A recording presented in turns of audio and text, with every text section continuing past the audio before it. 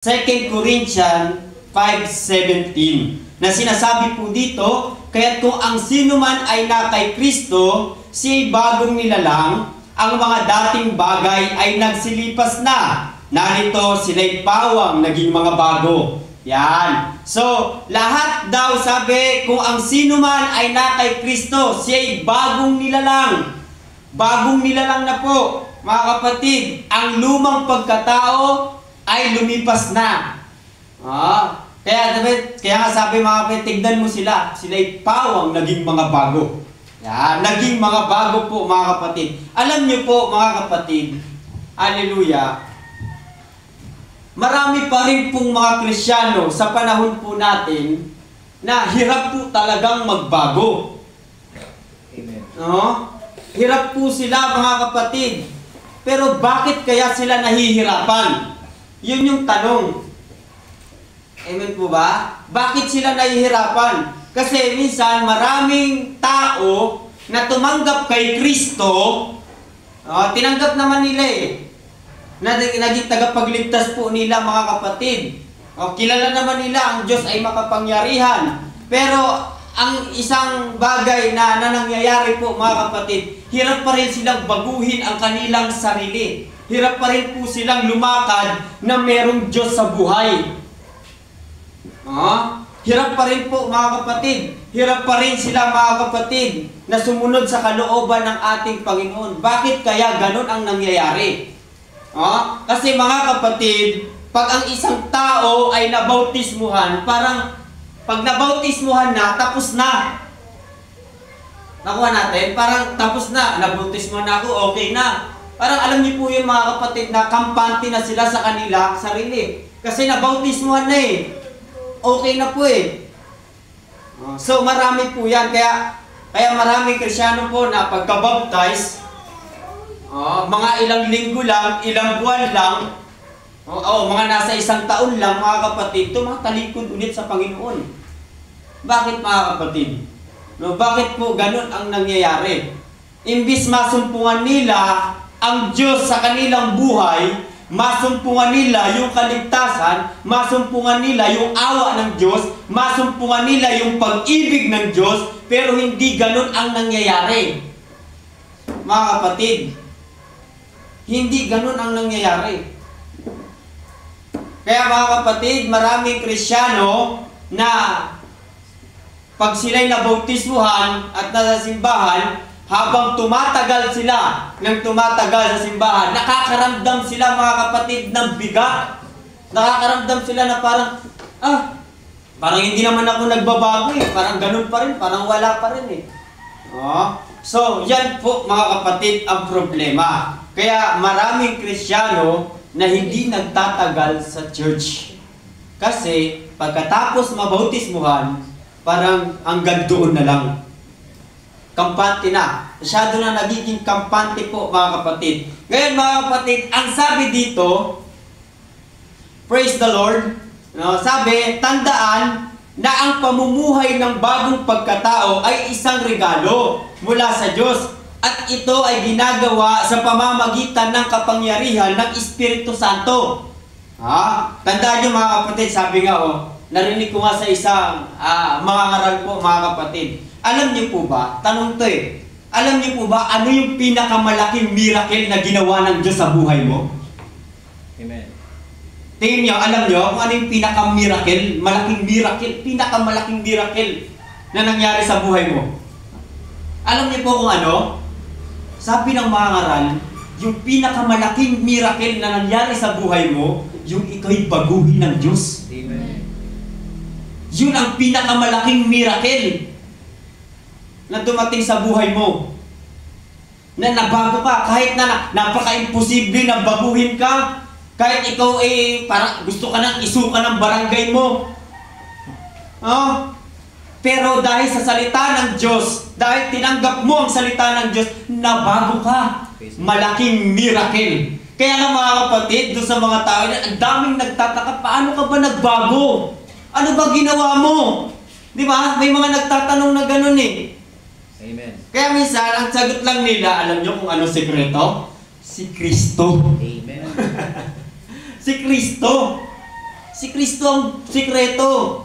Nagtataka kayo, parehab kayo ng parehab, pero pagka nakalabas kayo ng rehab, ganun pa rin. No? Ilang beses ka lang nakukulong, pero paglabas mo, ganun ka pa rin, nagda-drugs ka pa rin. Ginulpi ka na sa kulungan, binalatan ka na ng buhay, pero paglabas mo, ganun pa rin. Bakit? Bakit hindi ka nagbabago? Binalatan ng buhay pa rin. Oh? Hindi, meron po yan sa kulungan, yung mga binabalatan po talaga ng buhay. Binabalatan talaga sila, lalo na sa mga rapist. Oh, binabalatan, yun yung pinakaparusa sa kanila. Binabalatan talaga sila. Oh, napakasakit po yun, mga kapatid. Tapos yung balat na binalat sa kanila, ipapakain pa sa'yo. Totoo po yan, mga kapatid. Parang nabusog na. Parang Parang ngayon. Oh. Oh, totoo po yan. Pero pag nakalaya sila, bakit ganun pa rin? Oh, kasi hindi nila talaga nasumpungan si Kristo eh. Amen. Hindi talaga nila nasumpungan si Kristo, mga kapatid. So kaya, isang sa pinakasikreto, kailangan mong masumpungan talaga si Kristo. Amen. Hindi lang dapat na makilala mo si Kristo, nakilala mo lang siya, kundi talagang masumpungan mo siya. Iba kasi yung kilala mo lang siya eh. Oh, kilala ko, merong Diyos. Oh, si Kristo, makapangyarihan. Oh, siya nga yung napako sa krus eh. Pero hindi mo talaga kilala. Hindi mo talaga nasumpungan. Kasi pag nasumpungan mo, dapat hindi lang siya kilala mo kung ano yung katangian niya. Dapat kilala mo rin siya kung ano yung gusto niya at kung ano yung mga ayaw niya. Lahat po yun, mga kapatid. No? So, yan po mga kapatid. So, ano ang sabi? Ang tanda na ang pamumuhay ng bagong pagkatao ay isang regalo mula sa Diyos. At ito ay ginagawa sa pamamagitan ng kapangyarihan ng Espiritu Santo. Basahin po natin mga kapatid ang Efeso 3:16 hanggang 19 na sinasabi po dito, upang sa inyo ipagkaloob niya ayon sa mga kayamanan ng kanyang kalwalatian na kayo'y palakasin ng kapangyarihan sa pamamagitan ng kanyang Espiritu sa pagkataong loob. 17, na si Kristo ay manahan sa inyong mga puso sa pamamagitan ng pananampalataya upang kung kayo'y mga ugat at magtumibay sa pag-ibig. 18, ay lumakas upang matalastas pati ng lahat ng mga banal kung ano ang luwang at ang haba at ang taas at lalim. 19, at makilala ang pag-ibig ni Kristo na hindi masayod ng kaalaman upang kayo'y mga puspos ng hanggang sa buong kapuspusan ng Diyos. Yan po mga kapatid ha. So, ito yung isa sa pinakamahalaga na dapat nating malaman. So, magbibigay po ako mga kapatid ng 3 bagay na talagang makakatulong talaga ng pagbabago sa ating buhay. Kasi hindi kasi mga kapatid pwedeng sapat na tayo'y mabautismuhan at maging kampante na po tayo doon. Amen. Okay na, nabautismuhan ako eh. Hindi.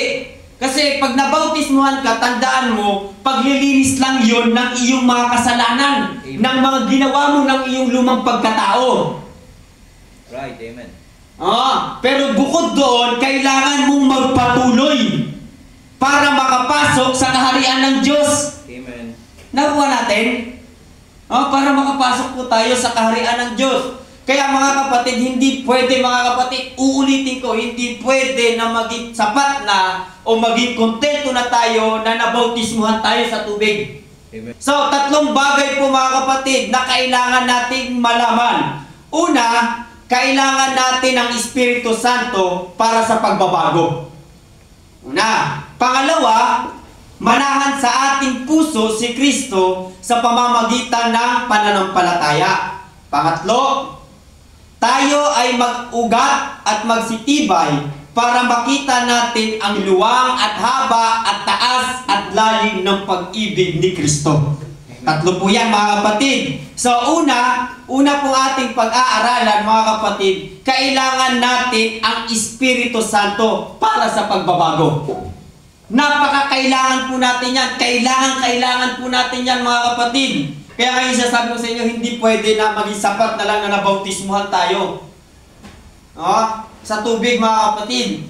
Kaya kailangan mabautismuhan din tayo sa pamamagitan ng Espiritu Santo. Kaya nga mga kapatid, sikapin po natin na matanggap natin ang Espiritu Santo. Kaya nga mga kapatid, pag tayo ay nasa loob ng simbahan o ng church, ng bahay ng Diyos, dapat gawin na natin ang lahat ng abot ng ating makakaya para matanggap natin ang banal na Espiritu Santo. Amen. Nakuha po natin?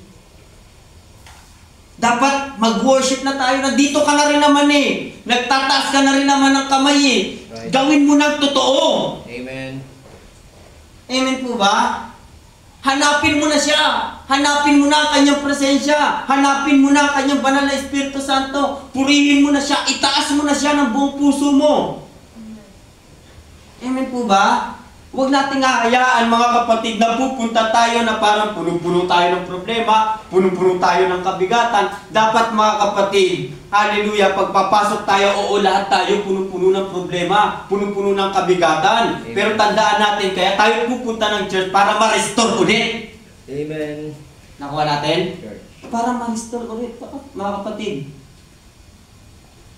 Huwag nating hayaan na lalabas pa rin tayo sa bahay ng Diyos na puno pa rin ng bigat. Puno pa rin ng problema na parang walang pagbabago, mga kapatid. So, kailangan natin ang Espiritu Santo. Bakit? Bakit kailangan po natin ang Espiritu Santo? Sabi dito sa John 14:26, na sinasabi dito, datapwat mga aliw sa makatuwid bagay ang Espiritu Santo, na susuguin ng Ama sa aking pangalan. Siya ang magtuturo sa inyo ng lahat ng mga bagay at magpapaala-ala ng lahat na sa inyo'y aking sinabi. So, yun pala ang mga kapatid. Kaya pala napakahalaga ng banal na Espiritu Santo sa atin. Kasi malaking tulong siya sa atin. Mga kapatid, napakalaking tulong niya po mga kapatid. Bakit malaking tulong? Kasi ang sabi ng kasulatan, hallelujah, ang banal na Espiritu Santo ang nagtuturo sa iyo kung ano yung mga bagay na dapat mong gawin para sa kalooban ng Diyos. Kaya mga kapatid, hirap tayong malaman kung ano ang kalooban ng Diyos eh. Kaya hirap tayong malaman kung ano yung tama at mali eh. Kasi walang banal na Espiritu Santo na nagtuturo. Amen. Amen. Kailangan meron tayong banal na Espiritu Santo. Kasi yan kasi ang magtuturo sa iyo eh. Pag meron tayong banal na Espiritu Santo, yan lagi ang mag-ano sa'yo. Oh, wag yan, hindi yan kalooban ng Panginoon. Oh, wag yan, hindi yan magagalit ng Panginoon. Wag yan, hindi ka mapapabuti, hindi ka mapapaayos. Ito ang gawin mo para sa ikaayos mo. Ito ang gawin mo para sa ikabubuti ng buhay mo. Yan, ang Espiritu Santo ang nagtuturo sa'yo. Kahit minsan, kahit galit ka na inis ka na, gusto mo nang sumigaw, gusto mo nang manapa, pero yung Espiritu Santo na nagsabi, wag. Amen. Huminahon ka. Right. Kumalma ka. Huminga ka muna. Lumayo ka muna ng konti. Totoo po yan mga kapatid. Kaya napakahalaga po mga kapatid ng banal na Espiritu Santo sa ating buhay. Kasi yan ang magtuturo sa iyo kung paano mo babaguhin ang iyong buhay. Kung paano mo babaguhin. Kung paano ka lalakad sa panibagong buhay. Kaya nga mga kapatid, sa mga kapatid na wala pa pong banal na Espiritu Santo, sikapin po natin. Sikapin natin na matanggap natin ang banal na Espiritu Santo.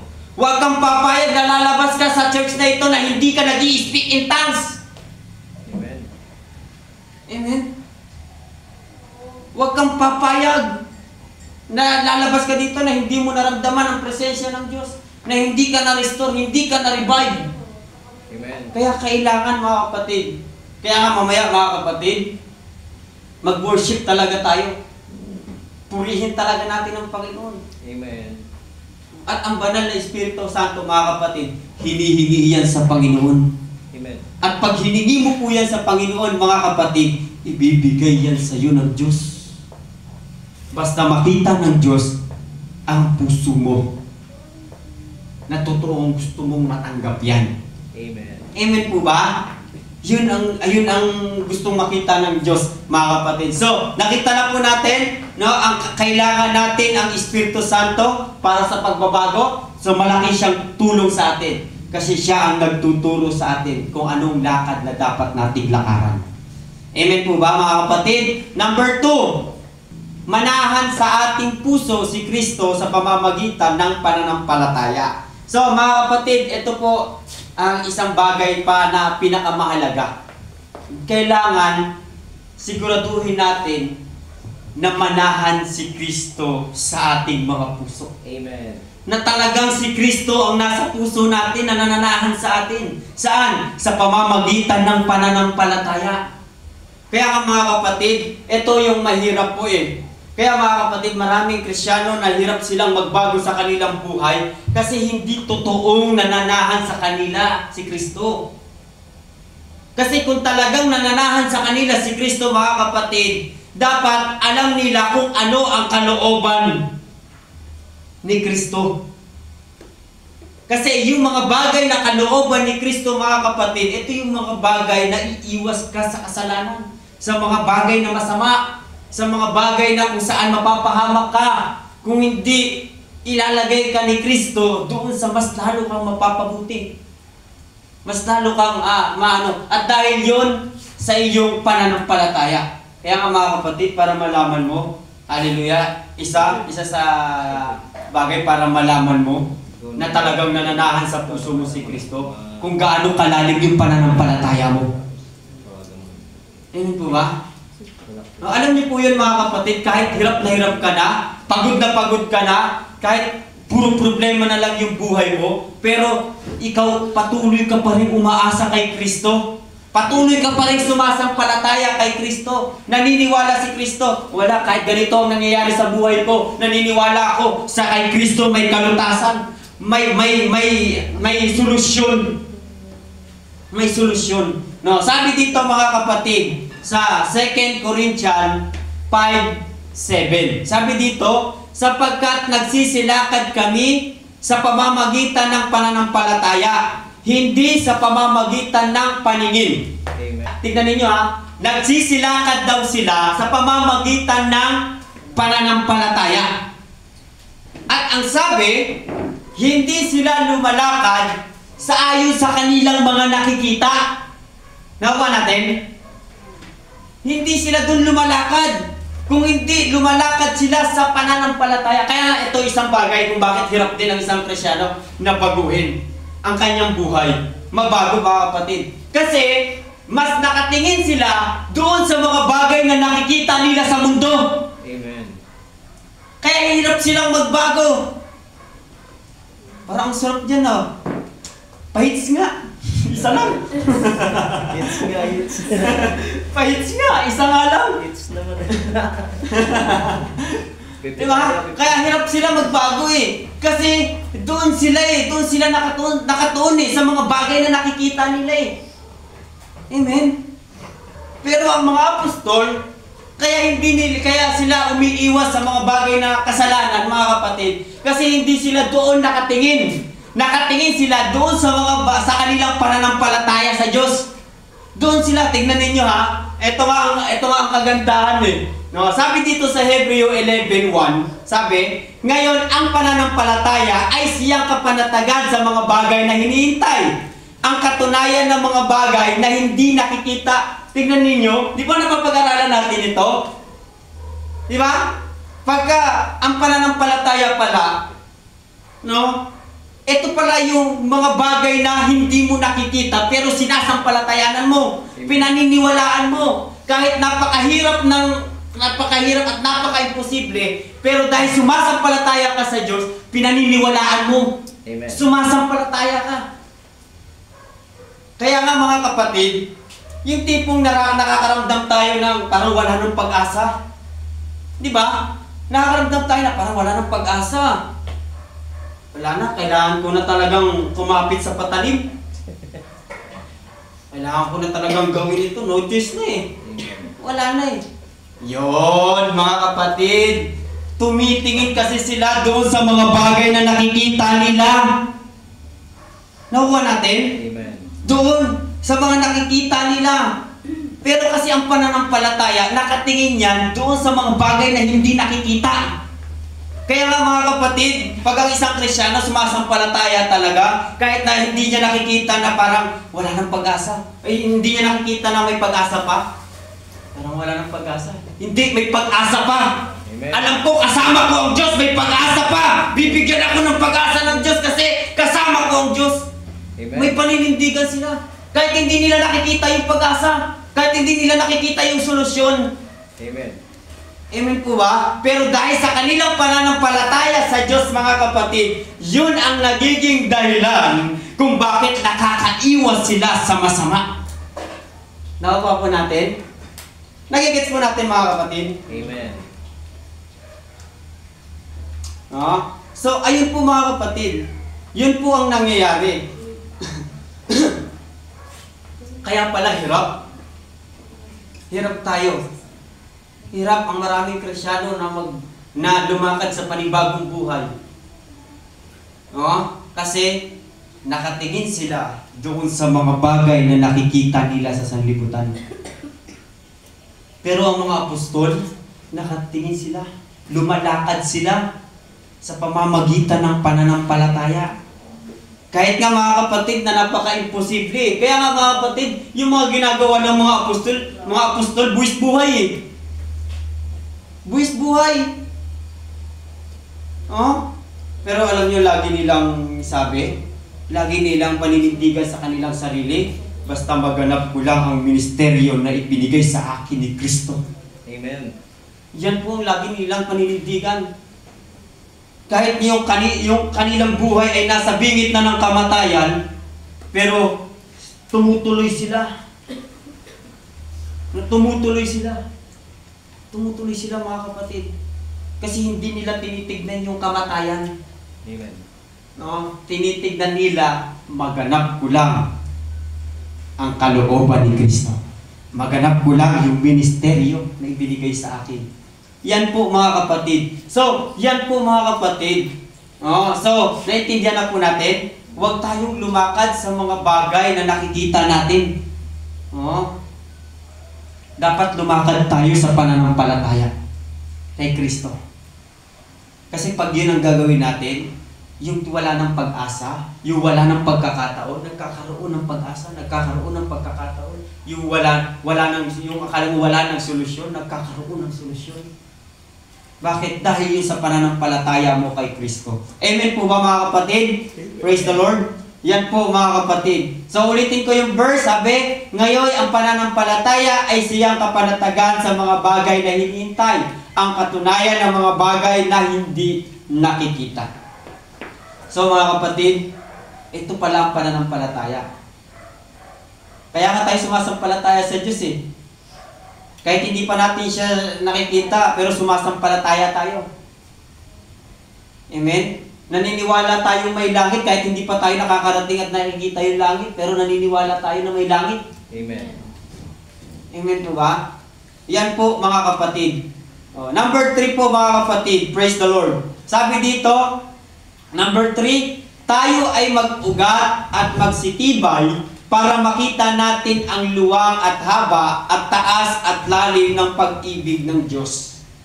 So, alam niyo po mga kapatid, kaya maraming Kristyano rin na hindi talaga sila mabago-bago at mabilis silang mag-backslide pa, mga kapatid.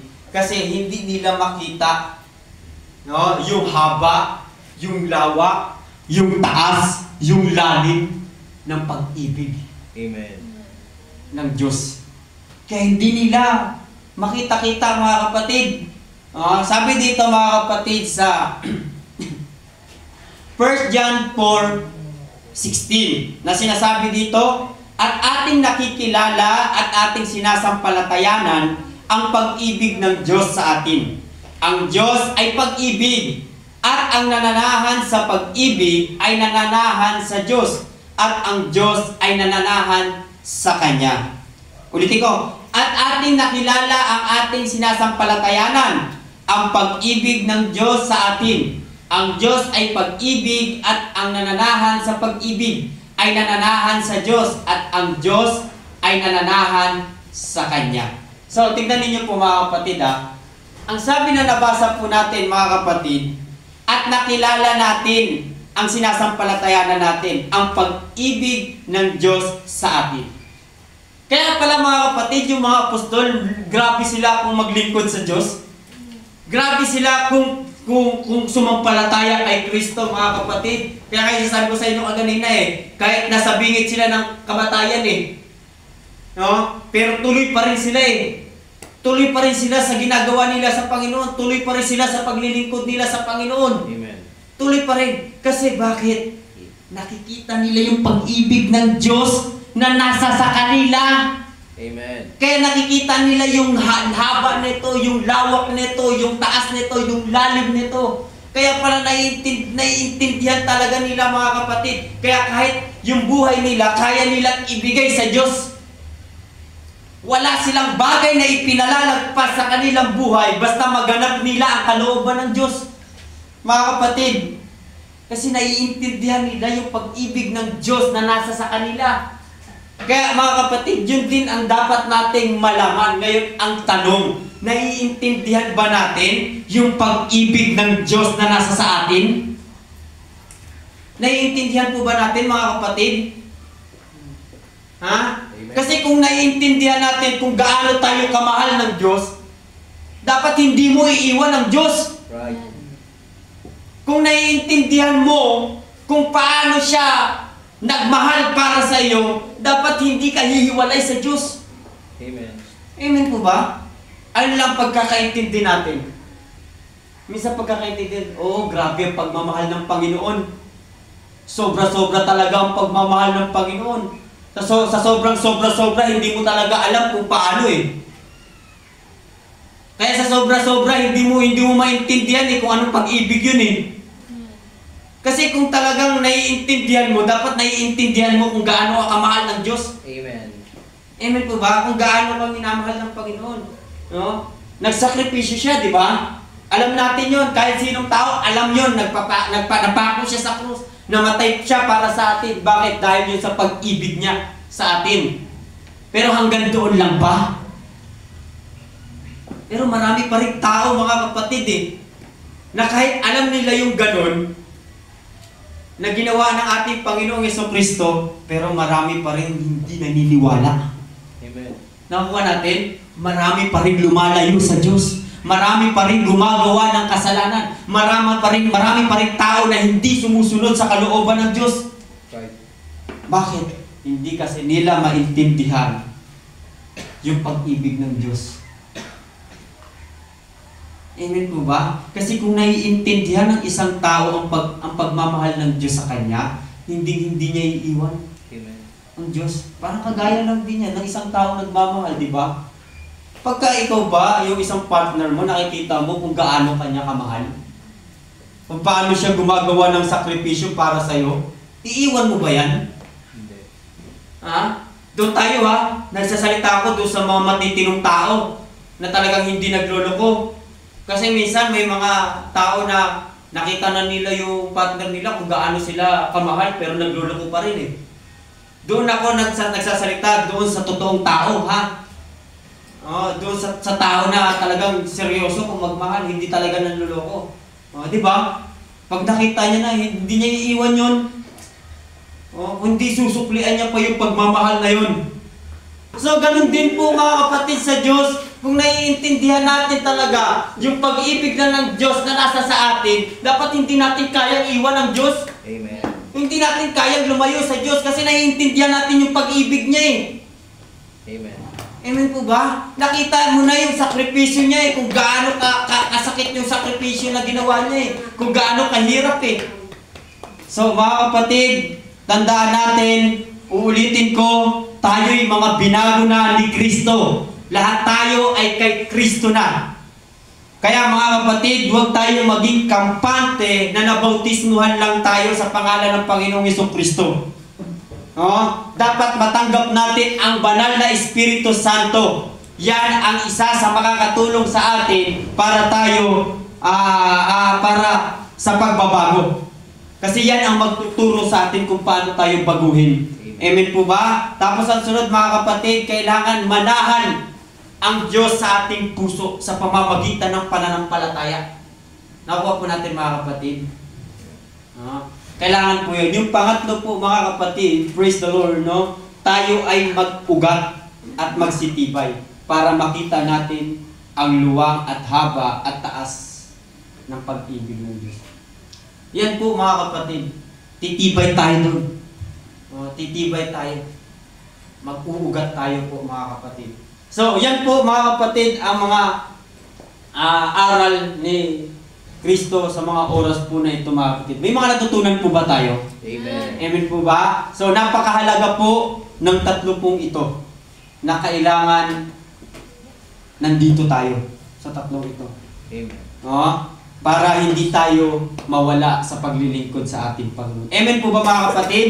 Praise the Lord. Palakpakan po natin ang ating Panginoon.